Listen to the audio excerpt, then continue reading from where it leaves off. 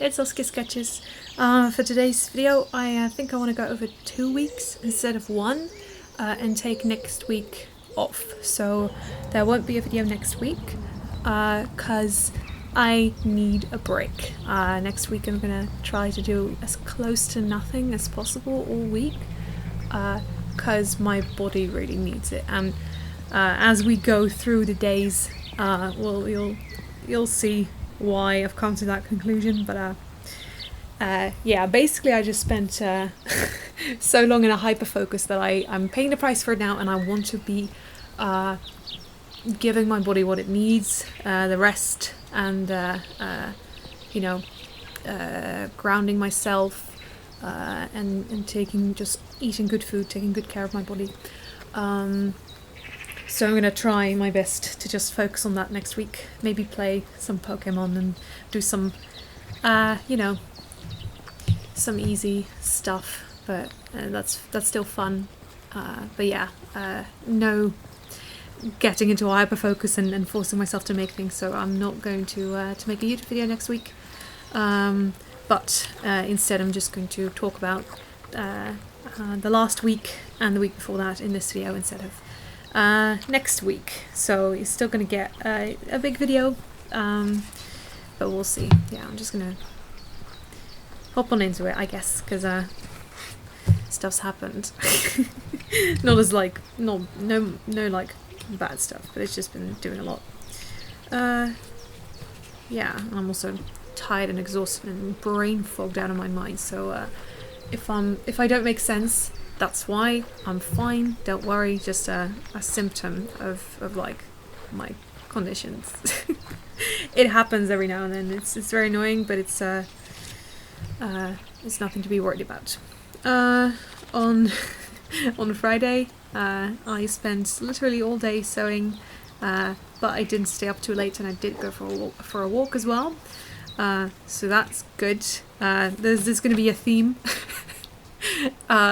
Like already mentioned, I been if you didn't see last week's video, I've been working on a really big plush of a wolf, and this is a test version for a more realistic wolf that I am also going to be making.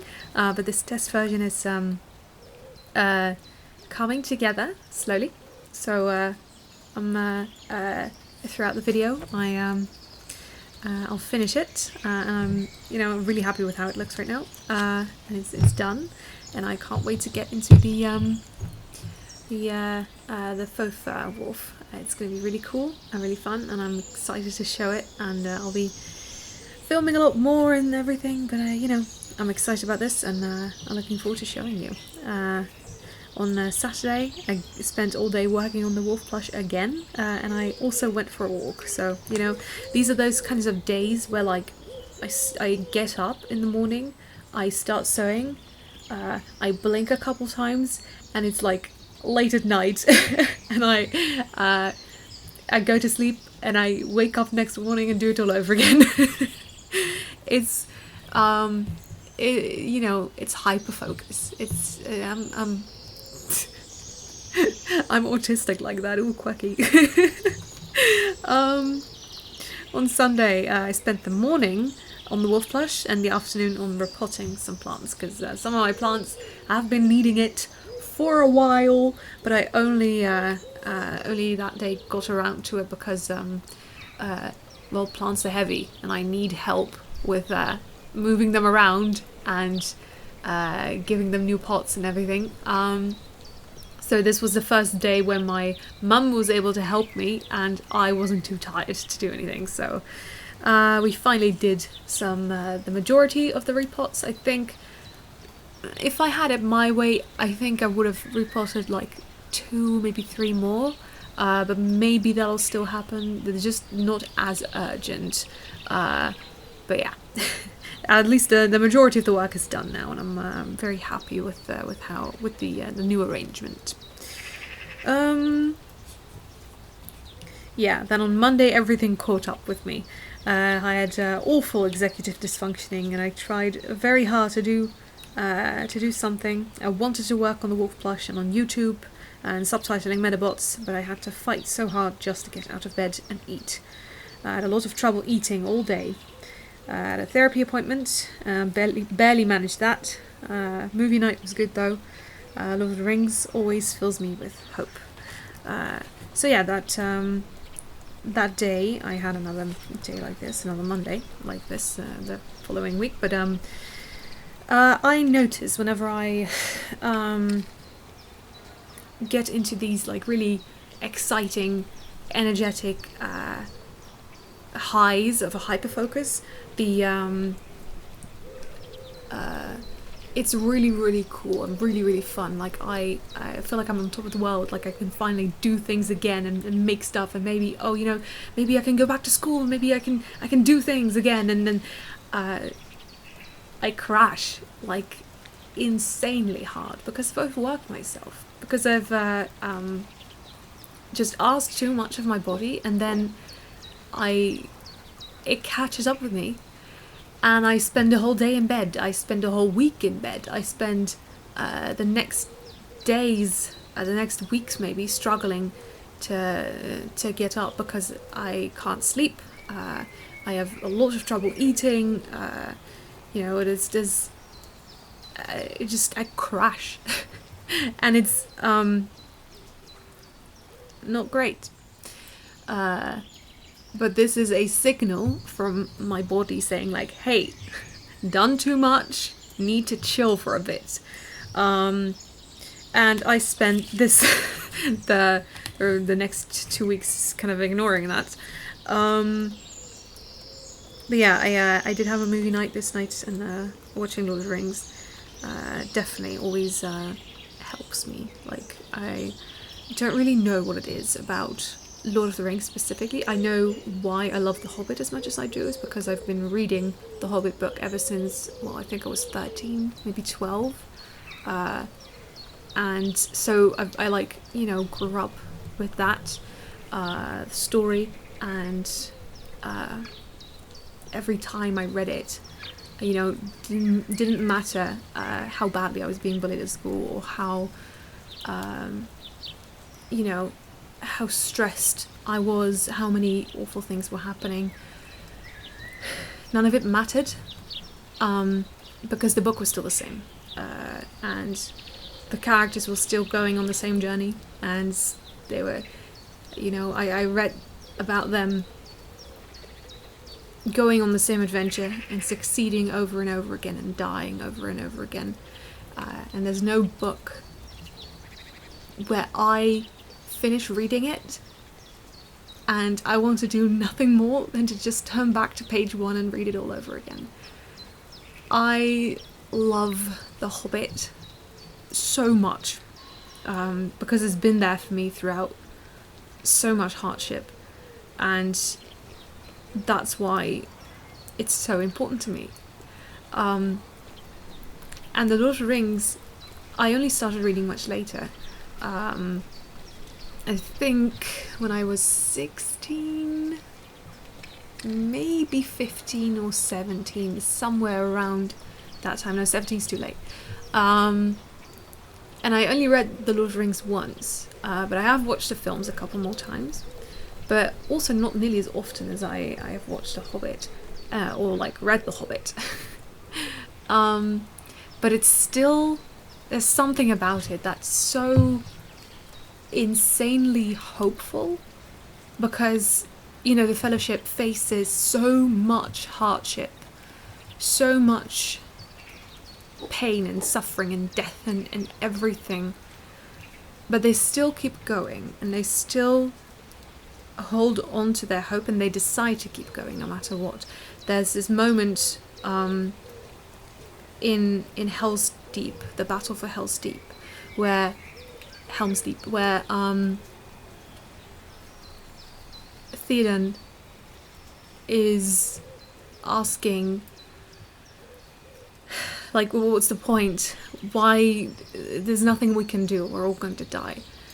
And then Aragorn, it's not like he doesn't care or he doesn't understand what's happening. Like, he knows it's pretty hopeless, but aside from like Gandalf maybe showing up, but he decides to go out there and fight anyway. And that's so inspiring. And watching it through this time round, when, you know, I've gotten so much sicker, I can't help but, you know, this is turning into a Lord of the Rings podcast now, I guess, but I love Lord of the Rings, okay? And I'm brain fogged, so whatever, I'm just going to talk. But watching it through this time round, really with the lens of chronic illness, I guess, in my mind, is I can't help but look at Frodo and the ring, and the way he bears it, as... I know that's not like an intentional metaphor or anything, but it speaks to me on that level, of carrying such a deep burden that, like, costs you everything from your, you know, you get so fatigued and in so much pain and mental anguish, and there's nothing you can do because you can't let it go, you can't take it off, you have to carry it. You are the ring bearer. You have to carry it, and nobody can help you. Nobody understands what it's like.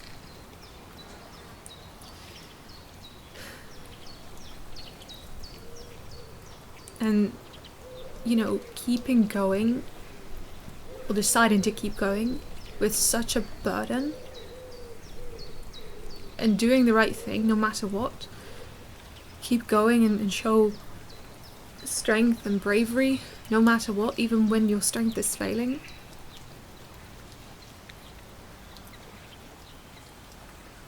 I don't know, I've never like really seen a depiction of what it feels like to carry so much like physical illness over the course of so many years. I've never seen a depiction of it that like speaks to me in that way, or like is relatable in that way. But when I look at Frodo and the ring,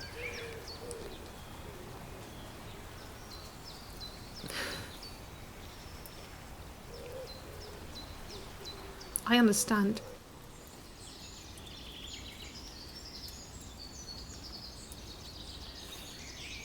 And he understands.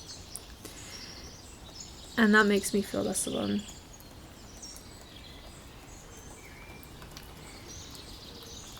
I love Lord of the Rings because so much bad happens. Right, Sam talks about this. So much bad happens. How can everything turn out okay when so much bad has happened? How can the ending be good?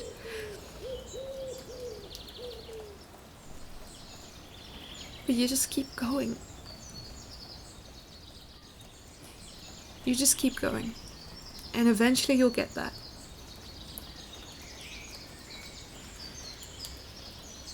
So that's what I'm going to do too.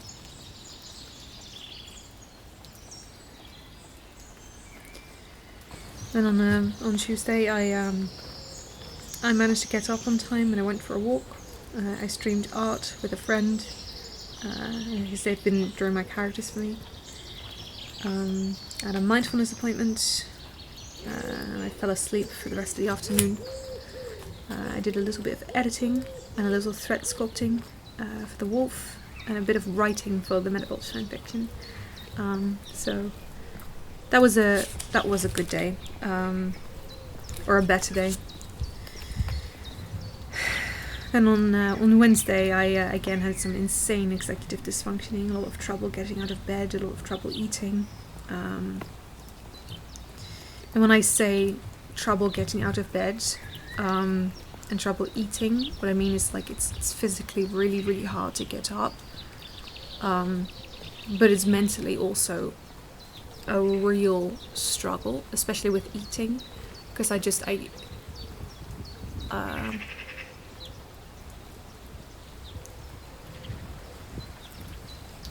I want to give like a bit of a trigger warning for eating disorders here. So if you're uncomfortable with that or you can't handle that right now, like feel free to like skip ahead a little bit or to the next day.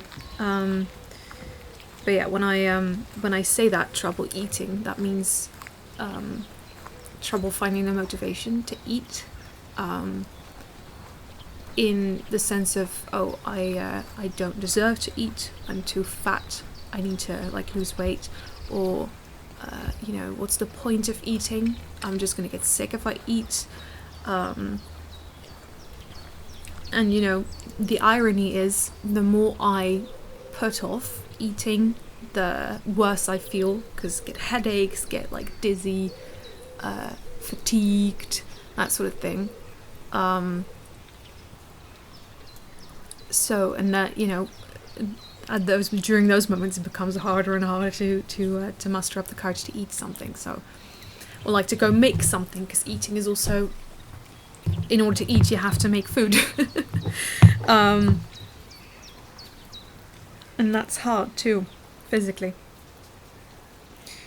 because you know, sometimes it's painful to like to have to get stuff, grab stuff, or like cut stuff, or you know, even just chewing can be too painful. So not easy, not easy. Let's see. I did manage eventually to get up and to make and upload a YouTube video. I called with a friend. I filled in a reflection exercise and I went for a walk. You know, because usually this executive dysfunction like hits really hard during the mornings, and then as I get myself out of bed, sometimes like as late as like 4:30,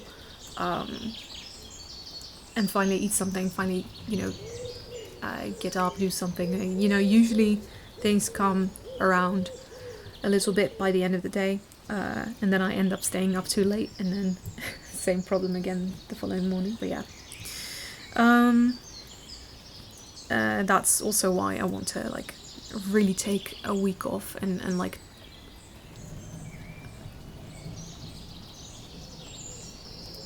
oh, I don't know if you can hear that, but it's there's a thunderstorm going on.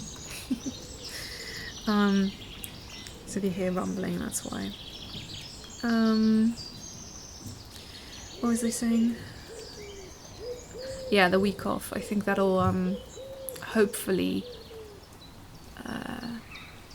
help, because basically with this executive dysfunction and this excess exhaustion and pain and all of that is my body signaling like, hey, I need more rest, or no, need more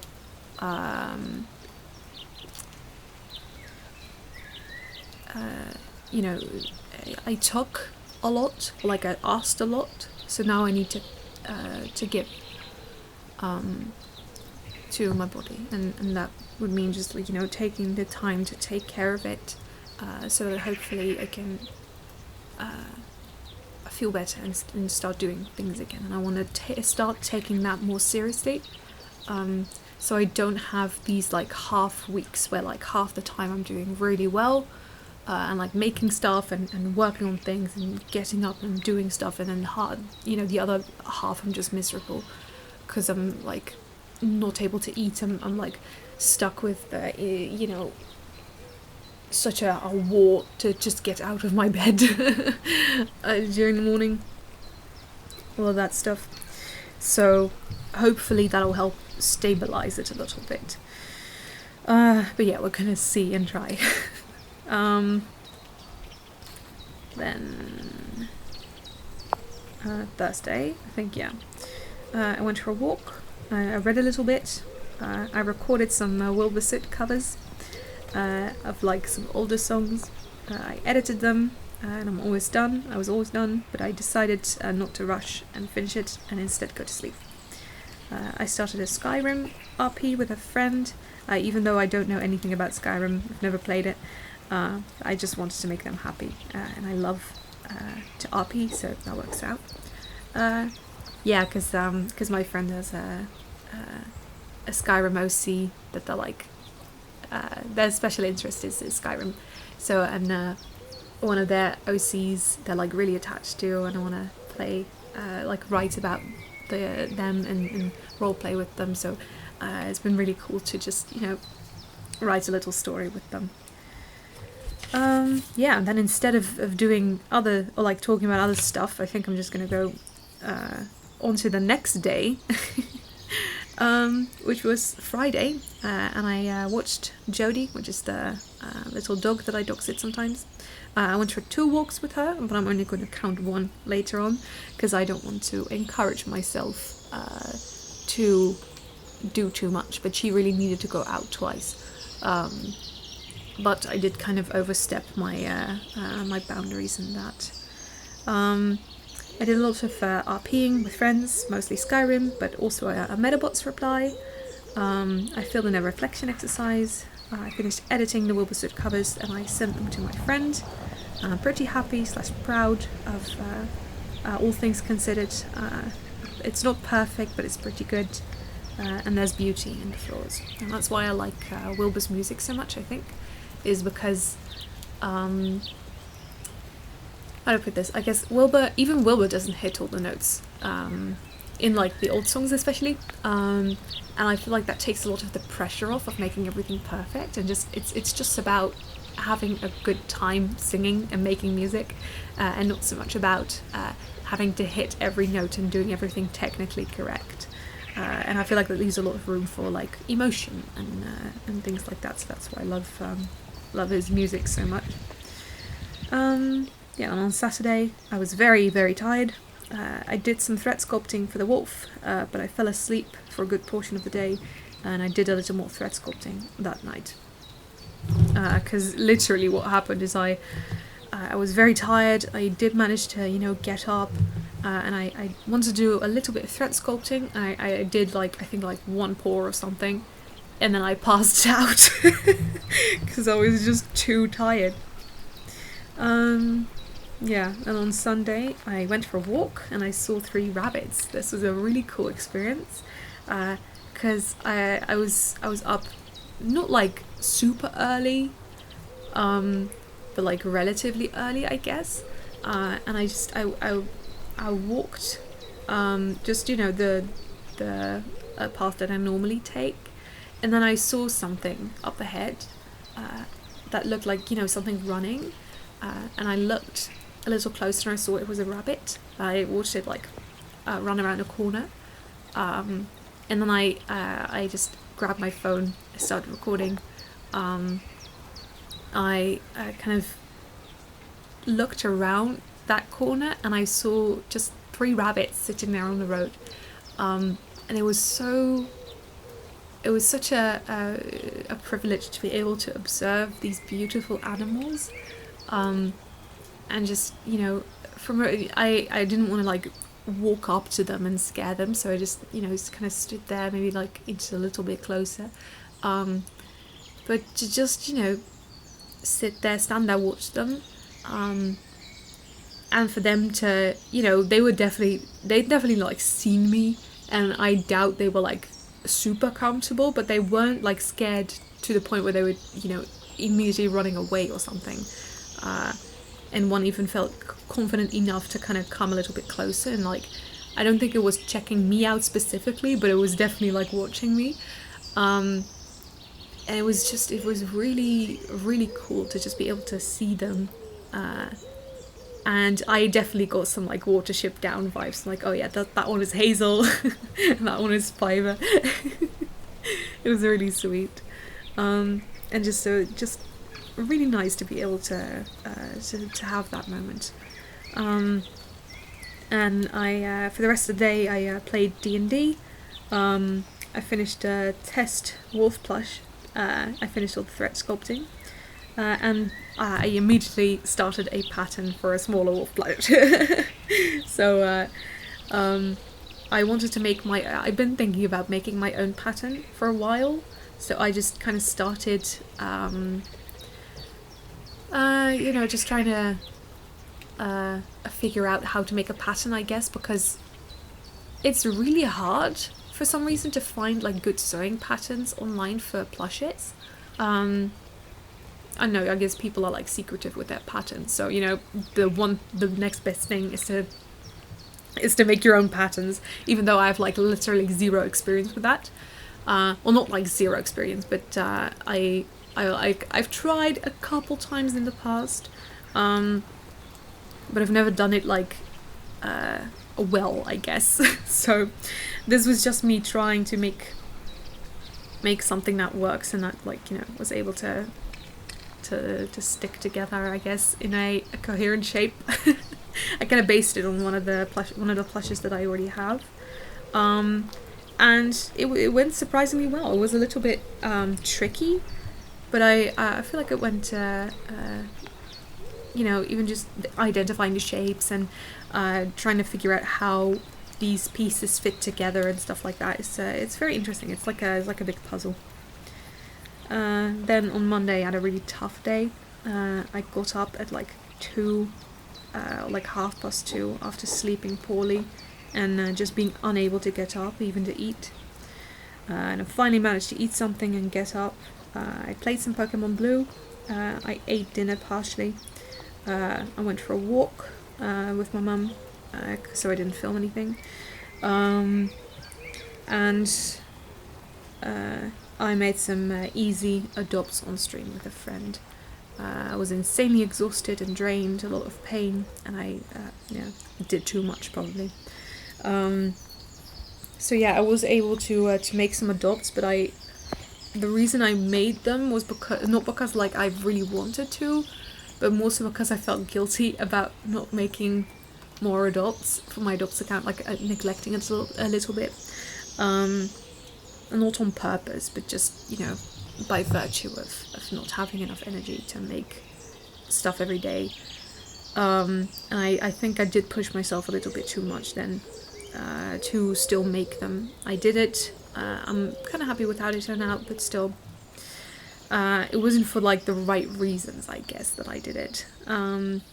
It was also a bit of like rebellion, I guess, against my body, which is a weird thing to say. If you don't have chronic illness or chronic fatigue or chronic pain, it's really hard to like imagine wanting to rebel against your body. But basically my body, especially that day, had dictated so much and made my choices for me that I'm like, yeah, you know what, no, I'm gonna make the choices now. I'm gonna do something now because I want to do it, and not because I, you know, and I guess out of spite or something. It's not the best motivation. It's something I'm unpacking in therapy as well. Yeah, then on Tuesday I had a mindfulness appointment. I streamed art with a friend. I worked on the smaller wolf plush pattern. I had movie night with some more Lord of the Rings, and I went for a walk.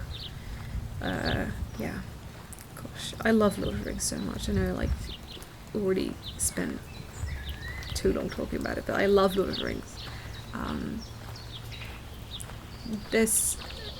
I don't know why, but it's just such a story, such a setting that really, really speaks to me personally. Just like, I don't know. I love reading, I love writing, I love watching films, and good storytelling above all is really, really important to me personally. But there's just something about Lord of the Rings and The Hobbit that, like,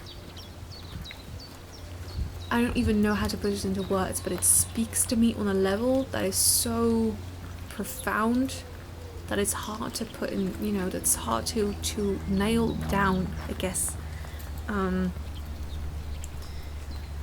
But it's just, you know, the hope in the face of hopelessness, I guess, like, that's a really big thing for me, right now especially. On Wednesday, I worked on this week's YouTube video, or like there would be last week's YouTube video. Oh no, it would have been this week, actually, because that was yesterday. That's weird to think about. I worked on this video that I'm working on right now. I had a first appointment for the new therapy that I'm going to. It's just starting up, so it was nothing like intense or anything. I called a friend, I shiny hunted for a bit for the Johto starters that I've been soft resetting for. I took a little break from that, but I'm getting back into it. These soft resets are like really fun. I like them a lot. I don't know why, because I think because they fly by so quickly. Like I hit 10,000 encounters, and it, you know, in only like 13 hours. So that's pretty nuts to me, I guess. Also because, you know, the odds are so, the base odds are like so ridiculously low for these shiny hunts. But yeah, I found a shiny Chikorita a while ago, and I kind of like stopped hunting for them for a little bit from there. But I still really want my shiny Totodile and my shiny Cyndaquil, so we'll get there. Yeah, and I finally wrote a little bit for Light in the Darkness again, which I've been, I don't know, I don't think putting off is the right word for it, but I haven't been writing nearly as much Light in the Darkness as I usually do the past just couple months even, because normally I write a lot of Light in the Darkness, but I've just kind of been not doing that so much, so I'm like hopeful that I might just be getting back into it soon. And then Thursday, today, as of recording this, I drew a thumbnail for YouTube after realising how long I'd gone without drawing, and I worked on the YouTube video and I went for a walk, and that's where we are now. Yeah. So, I guess additional thoughts. I wonder if I wrote any down for the last week. I did not. Yeah, I've been reading Beasts of Prey by Ayana Gray, and I finished it yesterday. And I just want to talk about that, I guess, because it's a really good book. But I wish I had part 2 now, because oh my gosh, the ending. I need to know what happens next right now. But it's such a good book, and I don't know how much I can talk about it without spoiling it, because I highly recommend you go read that for yourself if you like fantasy, and if you like you know, these if you like murder mysteries, and if you like I don't even know how to describe it, but like serious discussions or good depictions, I guess, of like mental health and trauma. That one's really, really good, because I don't know if this is confirmed or anything, but one of the main characters, as I read it, I'm like, oh yeah, this character has OCD. You know, I've been reading this and discovering about myself that I too have OCD. You know, because I only got diagnosed like what, last week, a couple weeks ago. But it's been very interesting to like read about him, and the stuff that he goes through and the way that he thinks, especially. That I'm like, oh yeah, this is so relatable. Like I really relate to this, and at the same time this character also has a bunch of trauma, and seeing how like he deals with that trauma and with the OCD, and how the OCD came from the trauma and stuff like that. It's very, very interesting, and it's like, you know, according to my opinion, it's very well written, and I really, really found that the way that he was written, his name is Ekon, very, very touching, and I really like the character.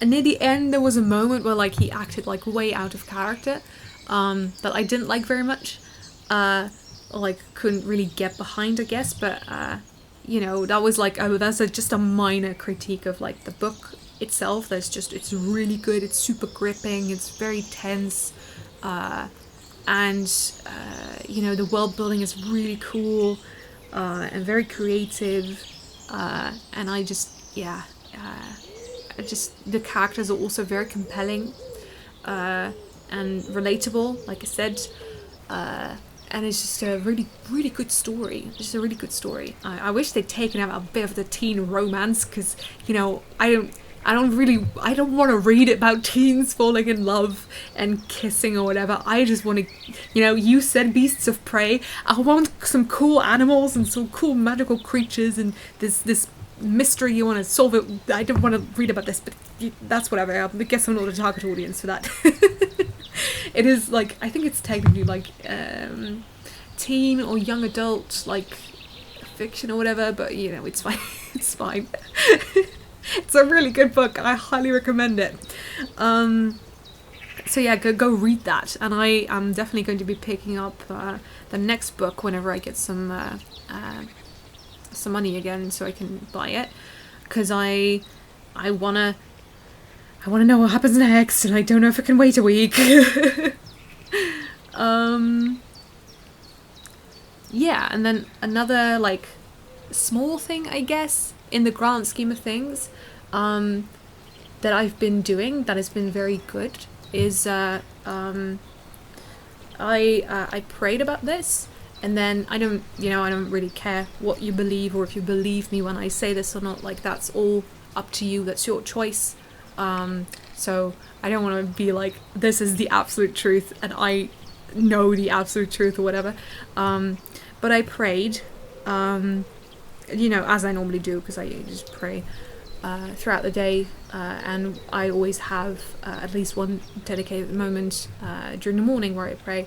And I don't even know how to put this or how to describe this, but I guess like if I put it like God told me, that is I feel like there's a lot of like associations, I guess, that come with that word, or like that set of words, and I don't want to put it in that way because I don't want people to misunderstand me, I guess. But let's say God conveyed the information to me or something, like, or the idea, I guess, to me, and the reason I'm contributing it to God is because this is something that I would have never in a million years thought to come up with by myself or like on my own, is that I personally say I'm sorry a lot, and not just to people around me, but to in my prayers, or like even just to myself, or just in it's kind of like a weird way of putting it, I guess, but like I'm sorry is like a set of words that is so deeply ingrained into my vocabulary, because I've been apologizing since I knew how to, I guess, like since I've realized that I do things wrong, or like I do things in that's not like the conventional way of doing things, or like I experience things that aren't conventional. Like I am very sensitive, for example, like I feel emotions in a different way, or like I have trouble understanding my emotions, or like identifying my emotions, or things like that, where like I feel like I'm too much very often, so I'm sorry has become ingrained into my my vocabulary, and it's like I say, like, I'm sorry, it comes so naturally to me. It's like breathing. That's how often I say it, and I contribute my pain and my struggles and my difficulties. Like I always apologize for them, and this was like a challenge almost, to, instead of saying I'm sorry, ask for help. So like replacing I'm sorry with help instead. And it's been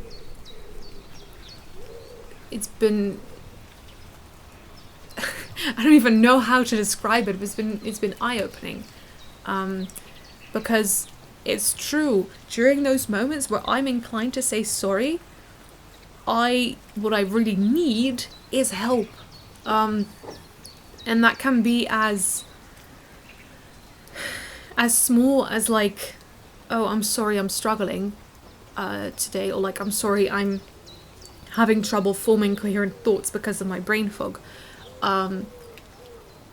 It's not I'm sorry because it's not my fault. It's help, I'm struggling. It's help, I'm having trouble forming thoughts and keeping track of thoughts. Help, I can't live this by myself. Help, I can't do this on my own. Instead of I'm sorry.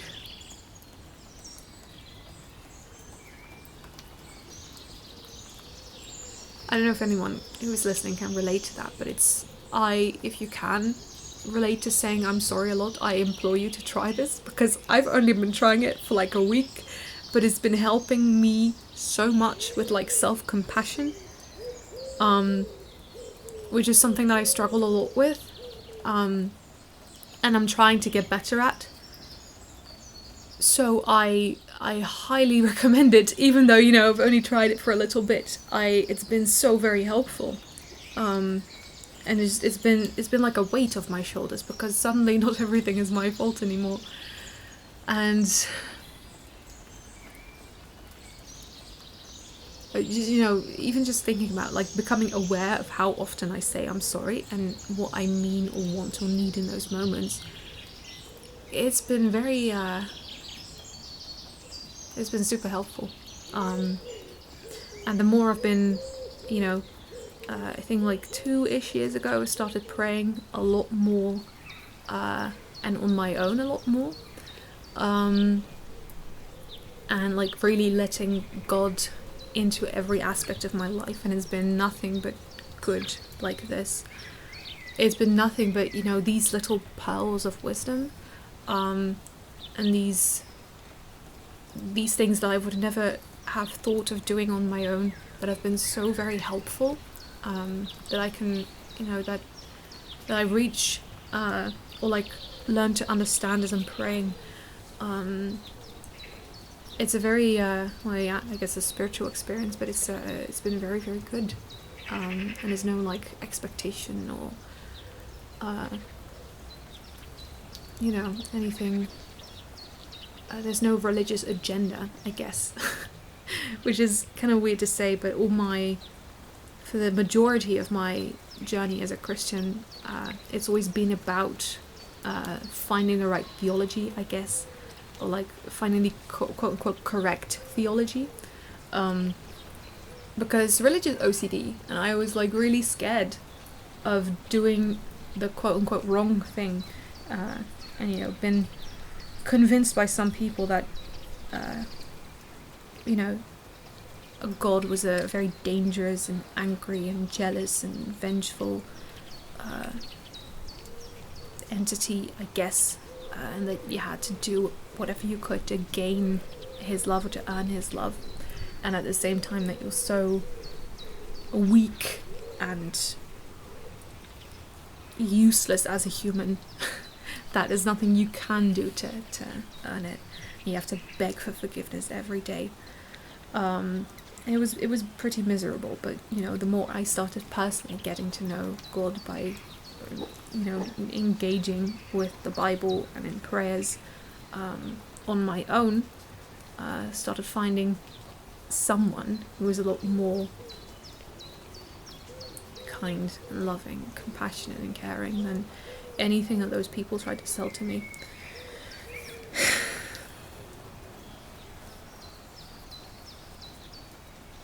My faith is like insanely important to me, and I am so glad that I get to believe in this way and get to engage with spirituality and religion, I guess, in this way, because organized religion has never been for me.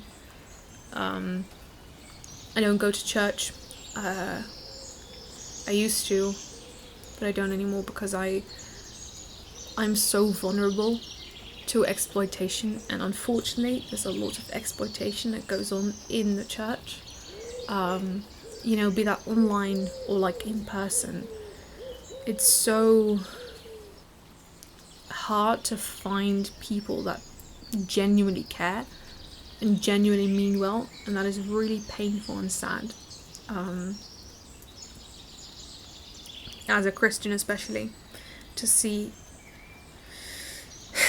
But yeah, I don't know what I'm talking about, but say help instead of I'm sorry. It helps a lot. Yeah, then for the time walked, I guess we're just gonna skip past this. For the time walked, I walked for 55 minutes like both weeks.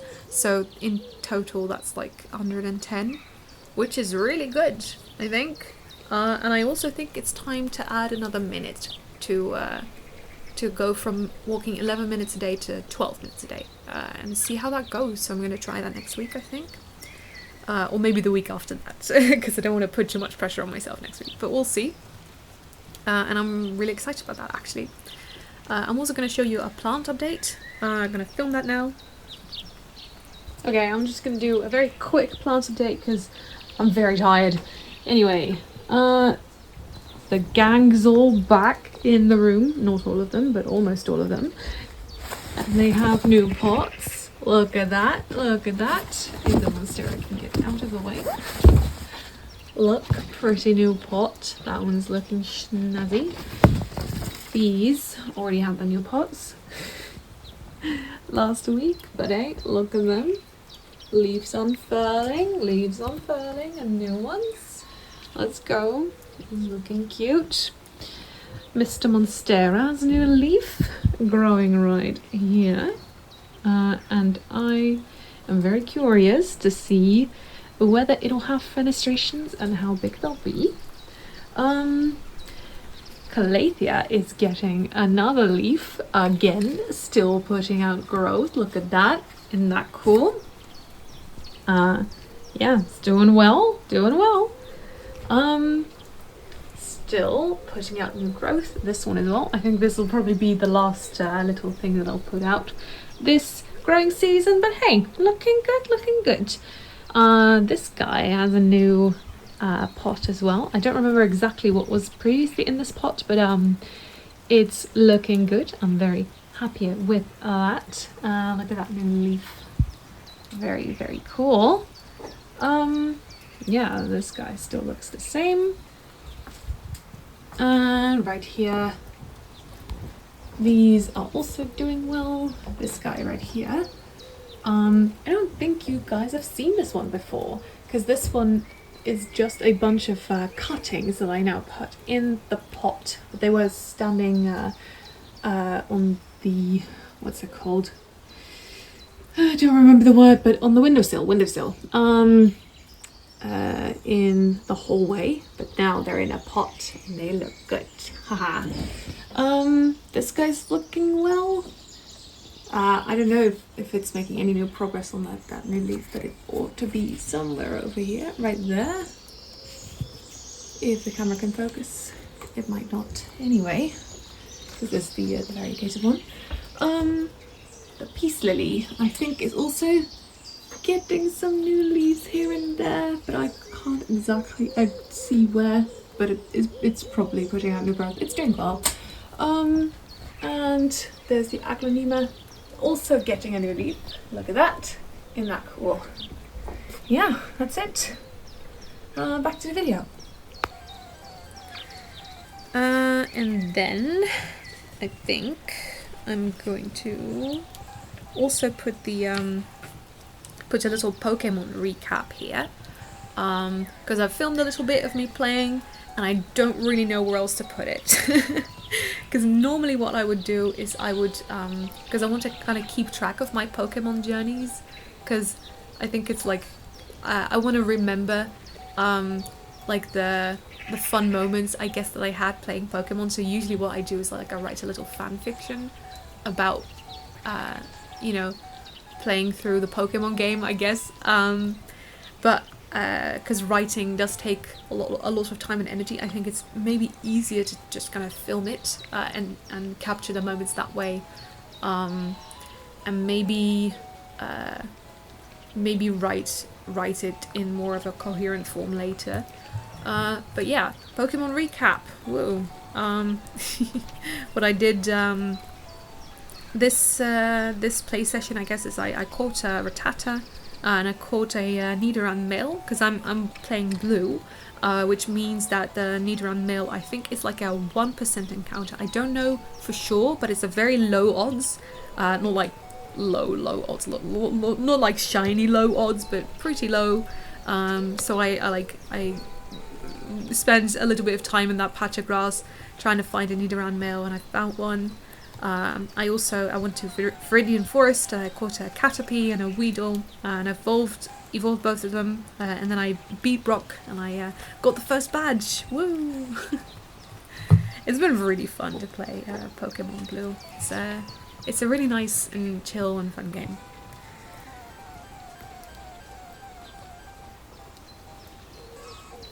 Let's go! Found it!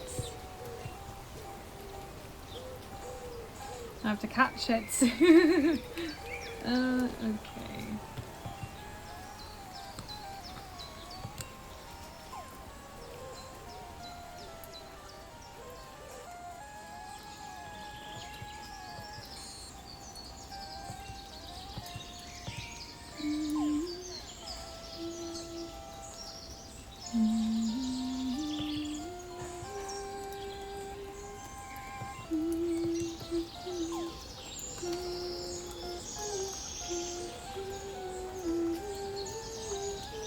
Let's go! Woo!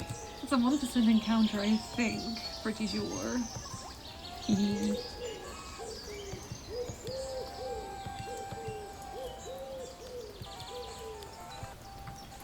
Let's have a look-see. Aww. You cute. Yay!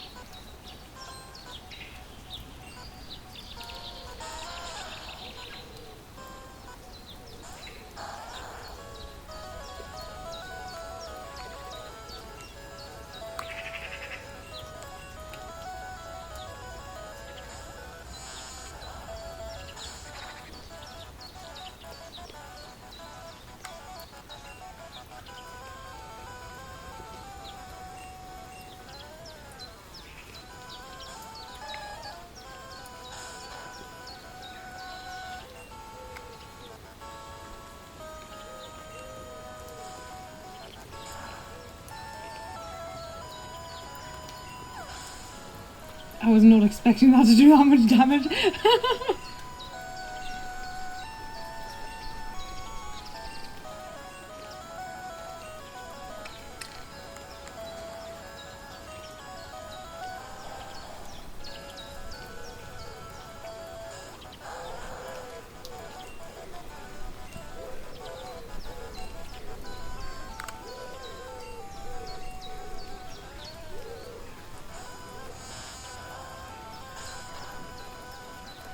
In case you're wondering why I'm switching, just... Ooh, don't...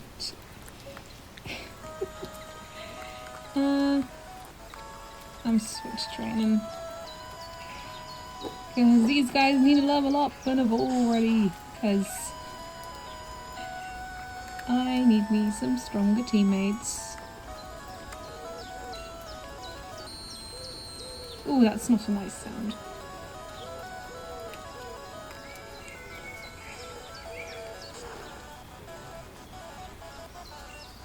You can tank a hit, right? Even with -2? Oh yeah. Cool, that wasn't much of a challenge at all.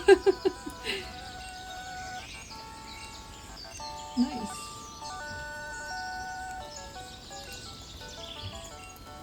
Hold the badge!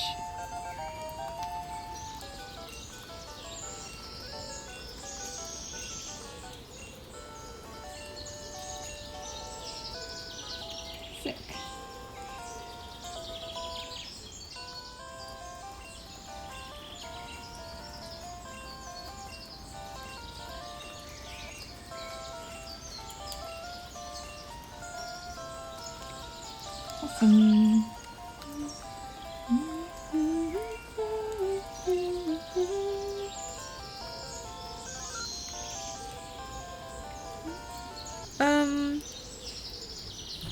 Then, for the song of the week, I think, because I wrote down 2 entries, I think I might just say it's the Wilbur music again.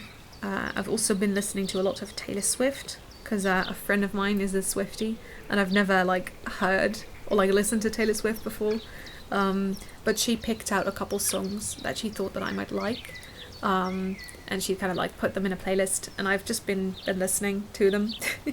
So yeah, that's been interesting, been fun. It's not like the kind of music that I was expecting at all. There's a lot of songs that I like really relate to personally. Like Right Where You Left Me is a really good one. You're on Your Own, Kid, I relate to a lot. Clean, Dear John, Would've, Could've, Should've, and Haunted especially. Like, those are some really, really good songs that they hit so hard for me because they're so relatable, the lyrics especially. The reason why they're so relatable is because of some of the trauma that I have. And I don't know if this is too early to talk about it, but I am like addressing all of this in therapy, so first of all, don't worry about me, I'll figure this out. But I think I want to say it, like speak it out loud, because I've been experimenting with that, I guess, like been telling therapists very slowly, like been telling friends what happened to me, and I'm no longer like staying silent about this, because when all of this was quote unquote over, I swore to myself that I would never speak of it. I would bury it very deep and never think about it again, never speak of it, never breathe a word, because I was too embarrassed, because I felt too guilty, I guess, like it's, I felt too horrible, so like, you know what, I'm just gonna push this down and I'm gonna forget it ever happened, because I don't want to think about this ever again, because at the time I thought it was all my fault. But then recently, because I suppressed all of that. I didn't like consciously do that, but I suppressed a lot of it, and I did quite a bit of EMDR therapy roughly a year ago now, and since then a lot of stuff has been coming back up to the surface, and I've been remembering things, and a couple weeks ago I suddenly remembered everything.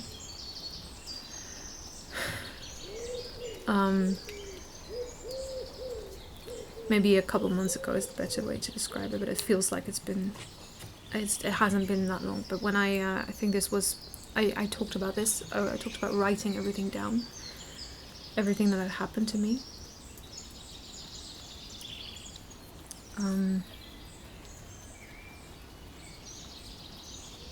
And I'm just gonna say it, because I don't want to cover for these people anymore. Okay, real quick, I'm going to put in a massive trigger warning for grooming right here, even though I said I wasn't going to get into it. I did end up getting into it. So yeah, big trigger warning for like sexual grooming and religious grooming, religious trauma, religious abuse, that sort of stuff. If you can't handle this right now, feel free to skip, or like just click off the video or whatever. Like, don't feel like you have to watch this if it's triggering for you right now. So let's get back to it.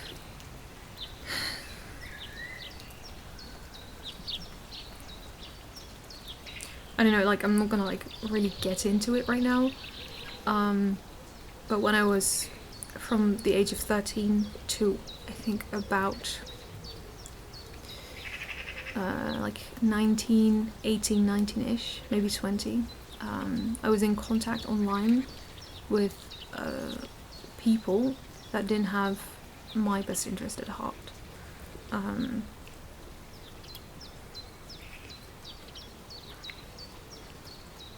I've been groomed for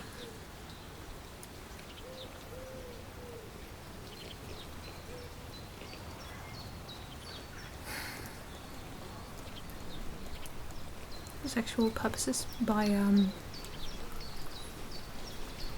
multiple people.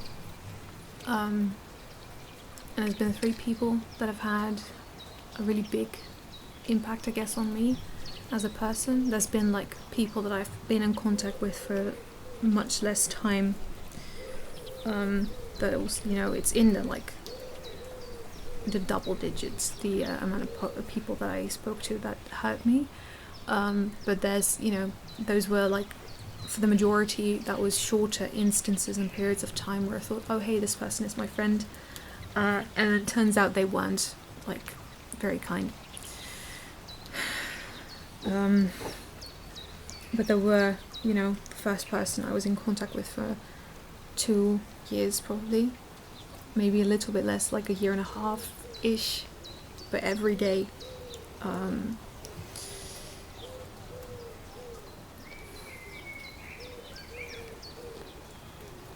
And he made me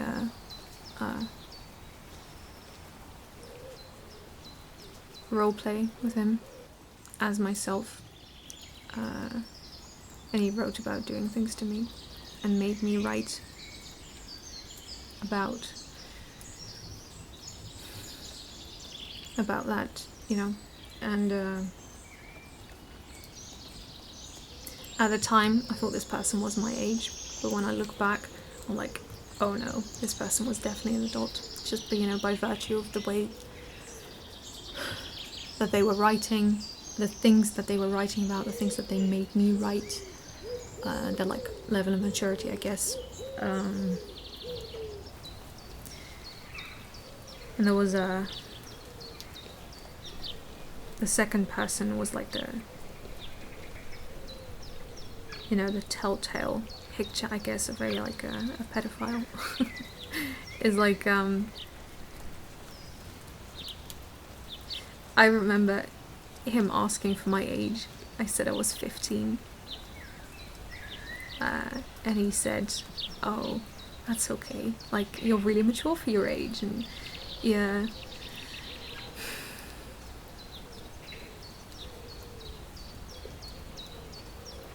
You know, it's not that big an age difference, is it? Because he was, I think it was 19 or something.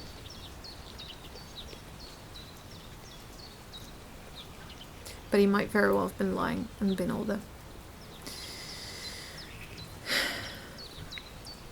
But that person was actually planning on coming to my house.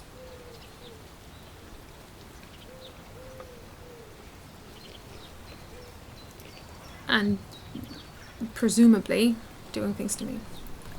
Thankfully, I don't think that happened. I do think I gave him my address. And you know, for a Christmas card. And looking back, it's so easy to think, oh, why didn't I see what was going on? Why didn't I understand? Or like, why didn't I, you know, see through it?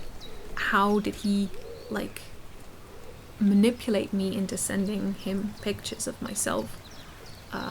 No, like, naked pictures or anything, but definitely, like, pictures that he shouldn't have had, and pictures that he likely used for some nasty things. And it's dreadful to think about.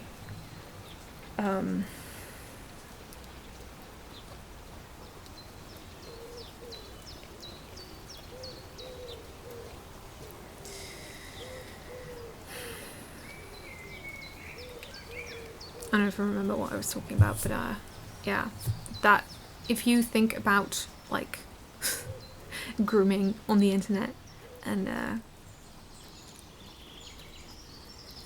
it was that, you know, that exact like picture, I guess, like it ticked all the boxes.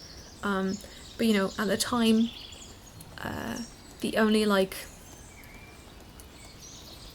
warning, I guess, that we'd gotten was, you know, never send pictures of yourself when you're naked. That is the one thing that, you know, had been beat into us. And I remember thinking at the time, like, who's stupid enough to do that?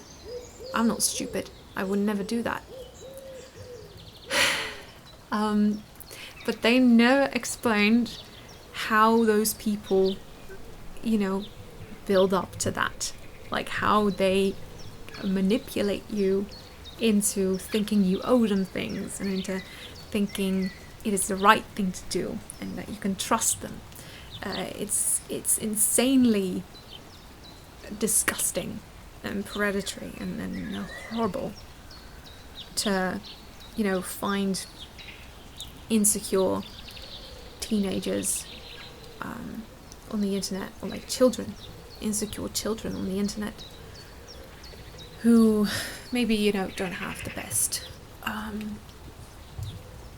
you know, don't have support at home, don't have anybody who understands what they're going through, or like who are being bullied and othered. It just takes that lack of support from the environment, from the adults in the environment, for a child to go seek that approval and that comfort from people outside that radius, and for stuff like that to happen.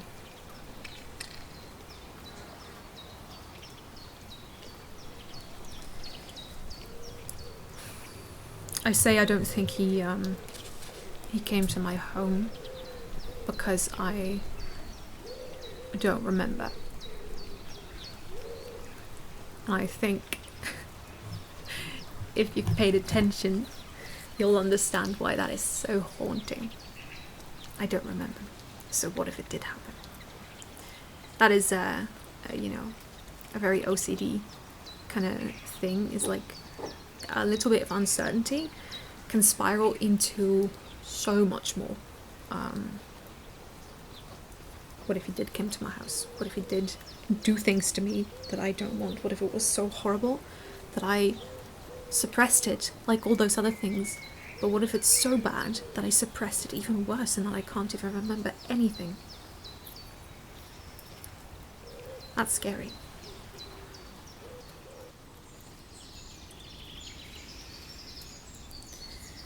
But yeah, you know, what you gonna do? I'm working on it in therapy. It'll be fine. The third one was more of a religious kind of thing.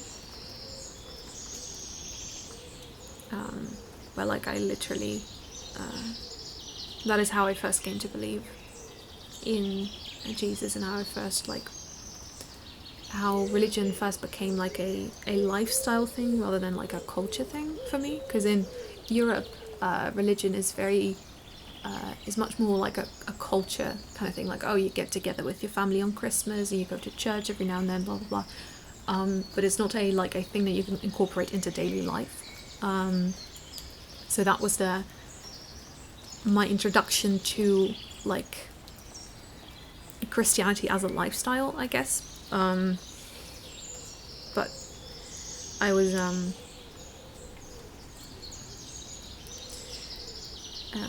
I say, you know,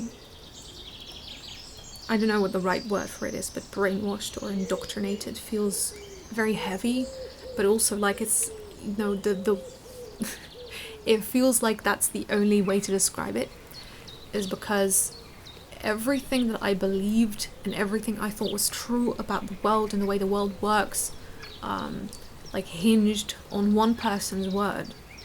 And this man convinced me of so many like awful things, and like really my self-confidence and all of that like took a huge hit.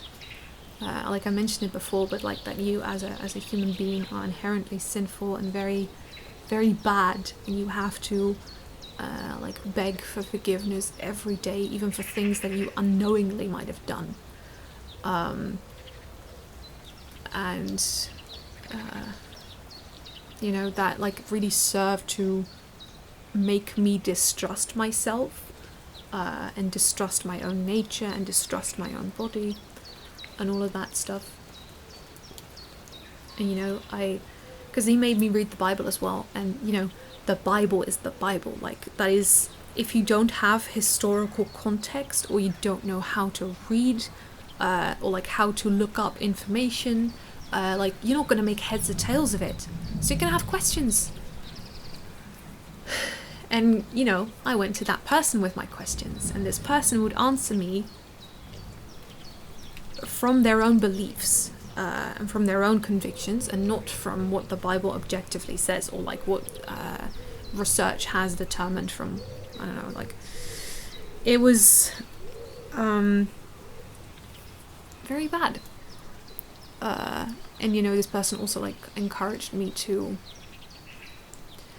really like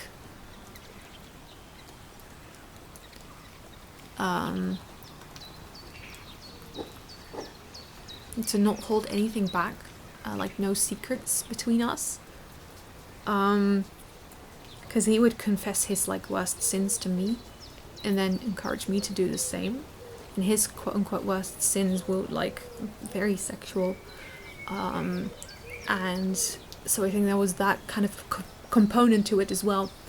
I am thankfully no longer in contact with this person or with any of these people, but this has scarred me. And I only recently like remembered that all of this happened, or like I only recently realized that all these people had bad intentions, that wanted, you know, I don't know,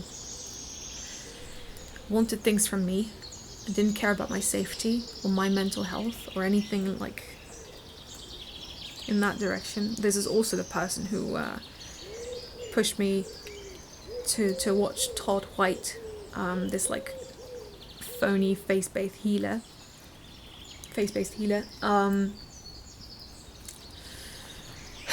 who I talked about him a while ago, but he's really, really scummy. When I was first like starting to experience chronic pain and chronic fatigue and all of that, and no doctor could help me, no doctor would help me. So, you know, of course, what do? I ask this person, what do I do? And he sends me to Todd White. And I am so very thankful that I never, like, actually had, like, one-on-one interactions with Todd White. I just watched his videos. But I was so, taken in by it. And I really believed that if I prayed hard enough, that God would heal me of my chronic pain, my chronic fatigue, all my afflictions. And you know, when I prayed for a year and nothing happened, you know, then it was my fault. Then I didn't believe hard enough. Then I didn't pray hard enough. Or, even worse, this is a test. God wants you to be in pain. God, you know, wants to strengthen your character. You need to overcome this.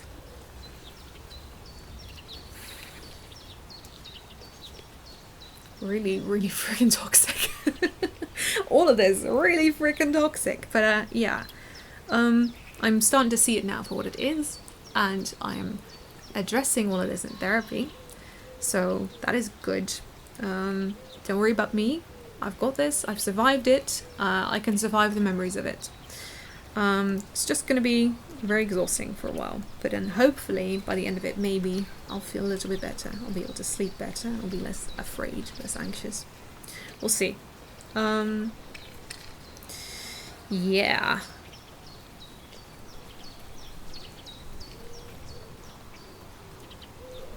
Yeah, then I think for excuse the tone shift, for YouTube videos that stuck with me this week, or do we want to do the comment of the week first? I think we want to do the comment of the week first. Let me go like look up my video that I put out last week. Yes, yes, yes. Again to Jaylee and JMPT, thank you so much for being here, for listening. You know, I appreciate you two so much because you're always there, no matter what. Like, I could go so long without uploading and you'll just be there. You'll just be there waiting, and I appreciate that a lot, and thank you so much for being here. And I hope you have a good day. Yeah. Thanks for commenting.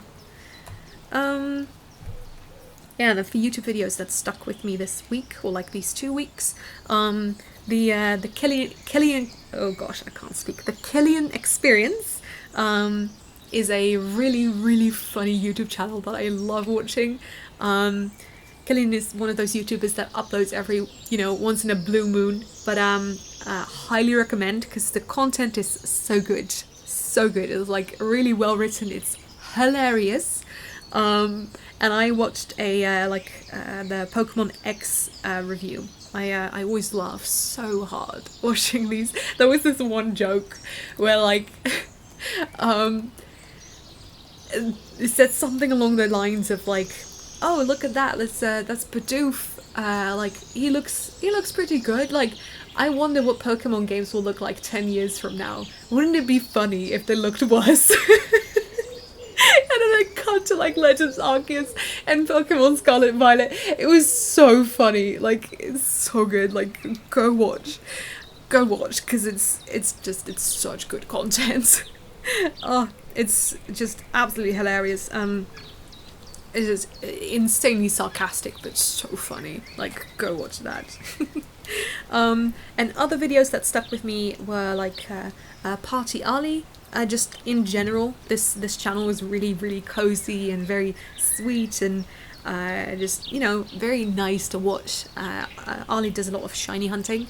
I watched the Teal Mask playthrough. It's just like the Pokemon Scarlet Violet DLC that just came out, and it was really fun to watch. Yeah, then I think all that's left is like a reflection exercise. I don't think that I want to get into this or like really walk you through it, but I will put them up on screen, because so you know, and if you want to read it, you can just pause and read it. I do want to be incorporating the reflection exercises into the videos more often, but I think I will start doing that when I feel a little bit better and when I feel like able to give a little bit more than I can right now. But yeah, I think I will do it for this video. I just want to say thank you guys so much for being here, for listening, you know, for watching my silly little scribbles or like my little sewing projects and stuff. Like, it's really sweet of you to watch and to hear me out, to listen. I appreciate that a lot, and I hope that your week is going well, and that you have a good day, a good weekend, that you keep on sketching and do something fun for you, that you take enough breaks, enough rest, drink enough water, eat good food. Yeah, I think that's it. I'm not going to upload next week, but we'll, you know, I'll see you when I can, and I'm going to try to take a really nice good break. Alright, thank you guys so much for watching. Bye. Subscribe. Bye. Have a great weekend and keep on sketching. Bye. Subscribe. Bye.